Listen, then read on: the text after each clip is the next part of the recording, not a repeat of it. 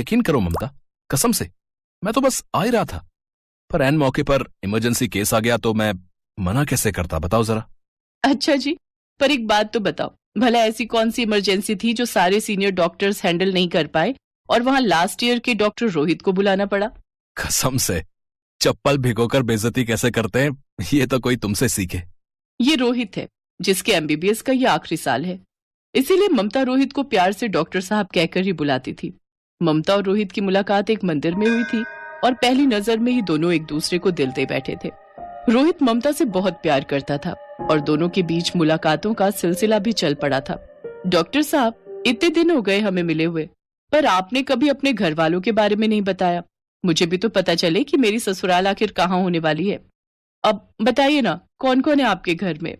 तुम्हारी किस्मत बहुत अच्छी है ममता, एक तो तुम्हें डॉक्टर पति मिलने जा रहा है और ऊपर से मेरे घर वालों के बारे में सुनोगी ना तो हैरान रह जाओगी। अच्छा जी, तो बताइए ना। मेरे घर में मेरे पापा, मेरी मम्मी और मेरा एक छोटा भाई है। अच्छा, क्या करते हैं देवर जी? वो अभी बीटेक कर रहा है, इंजीनियर बनेगा वो। अरे वाह, एक भाई डॉक्टर और एक इंजीनियर, बढ़िया है। हाँ, पापा की यही ख्वाहिश थी, सो मैं डॉक्टर बनने चल निकला और छोटा इंजीनियर।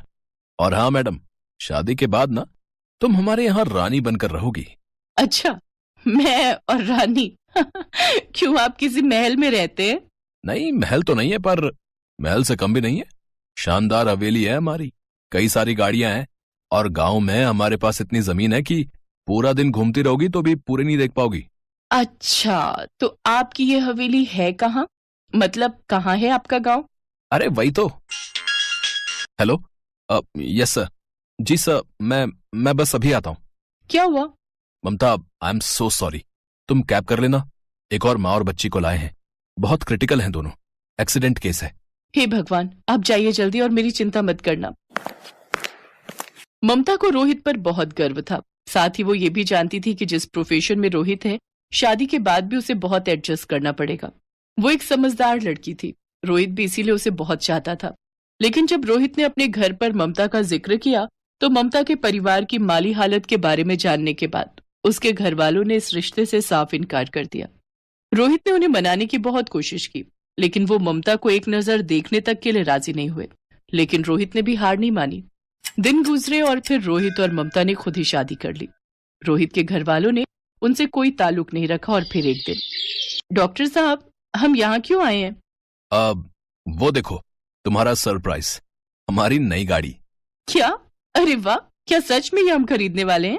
आज से कैब का चक्कर खत्म, लेडी ममता अब से कार में घूमेंगी। थैंक्स। वैसे एक सरप्राइज मेरे पास भी है आपके लिए। अच्छा तो दिखाओ ना। इस कार में कुछ महीनों के बाद हम 2 नहीं बल्कि 3 घूमेंगे। 3 लोग? अब अच्छा, क्या सच में?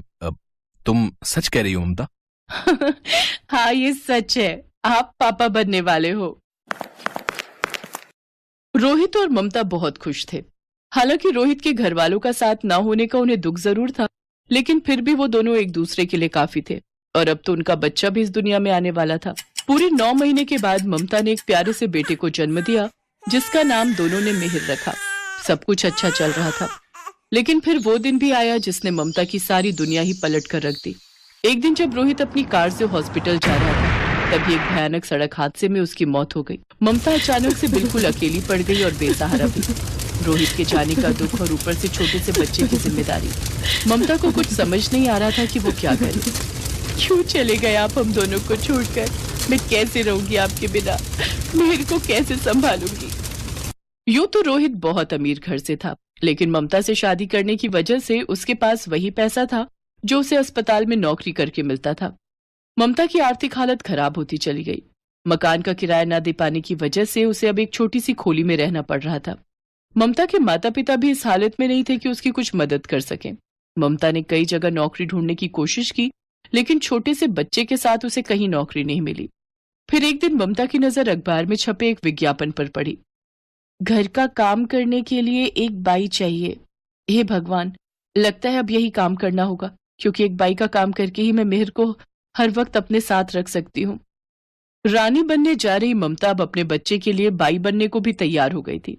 अगली सुबह वो अपने बच्चे को साथ लेकर उस पते पर पहुंच गई जो विज्ञापन के साथ अखबार में लिखा था और फिर, हाँ जी, जी नमस्ते, मैं वो बाई के लिए। अच्छा अच्छा, आइए अंदर आइए। मम्मी, आना जरा, वो बाइक के काम के लिए एक औरत आई है। अच्छा, कौन है? आओ अंदर आओ। जी नमस्ते, मैंने वो अखबार में। हाँ हाँ, ठीक है ठीक है, पर ये बच्चा क्या ये तुम्हारा ही है? जी ये मेरा ही बच्चा है, मैं एक विधवा हूँ। ओह, तो फिर क्या तुम्हारे साथ ही आएगा रोज? जी इसे साथ लाना ही पड़ेगा। आप चाहे तो मुझे कुछ कम पगार दे देना, ये बस एक कोने में लेटा रहेगा, रोता नहीं है बिल्कुल। आपको कोई परेशानी नहीं होगी, मेरा भरोसा कीजिए। अरे वाह, ये तो बहुत ही प्यारा बच्चा है। नाम क्या है इसका? जी इसका नाम मिहिर है। रामप्रकाश ने ममता से बच्चे को गोद में ले लिया और उसे प्यार करने लगा। उधर राजरानी ने ममता को सारा घर दिखाया और फिर, देखो, पैसे तो हम तुम्हें अच्छे दे देंगे, पर हमारी शर्त यह है कि तुम्हें यहीं रहना होगा।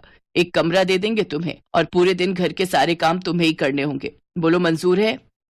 जी ये तो और अच्छी बात है। मैं तो वैसे भी खोली में रहती हूँ और फिर मेरे आने जाने का खर्च और खोली का किराया भी तो बचेगा। अब मुझे मंजूर है। अगले दिन ही ममता खोली खाली कर अपना सामान समेट कर उस बड़े से घर में ले आई। अब ममता बाई बन चुकी थी और पूरी मेहनत से राजरानी के घर का ख्याल रखने लगी। वो सारा दिन काम करती और उसके काम से राजरानी भी बहुत खुश थी। लेकिन उसे अपने पति रामप्रकाश का ममता के बच्चे को इस तरह लाड करना बिल्कुल अच्छा नहीं लगता था। क्या करते हो रामप्रकाश, वो बाई का बच्चा है। तो क्या हुआ, कैसी बातें कर रही हो? वो एक बच्चा है और बच्चे बच्चे होते हैं और प्यारे भी होते हैं। क्यों छोटे नवाब, सही कहा ना मैंने? रामप्रकाश की बात सुनकर मिहिर खिलखिलाकर हंस दिया और ये देखकर रामप्रकाश बहुत खुश हुए। वक्त ऐसे ही बीतता रहा और फिर कई महीनों बाद, ममता जरा सुनो तो। जी मालकिन। घर में पूजा रखवा रहे हैं, कल पंडित जी आएंगे और कुछ रिश्तेदार भी आ रहे हैं। रसोइये बुलवा लिए हैं, तुम बस उनकी मदद कर देना और बाकी व्यवस्था देख लेना, ठीक है? जी मालकिन, आप बिल्कुल चिंता न करें, सब कुछ अच्छे से होगा। उस रात ममता को नींद नहीं आई क्योंकि रोहित को गए पूरे 2 साल हो गए थे। वो देर रात तक रोहित की तस्वीर को देखकर रोती रही और इसी वजह से सुबह ठीक वक्त पर उसकी आंख नहीं खुली तो राजरानी गुस्से में उसके कमरे में आ धमकी। अरे क्या सो रही है, मैंने तुझे कहा था ना।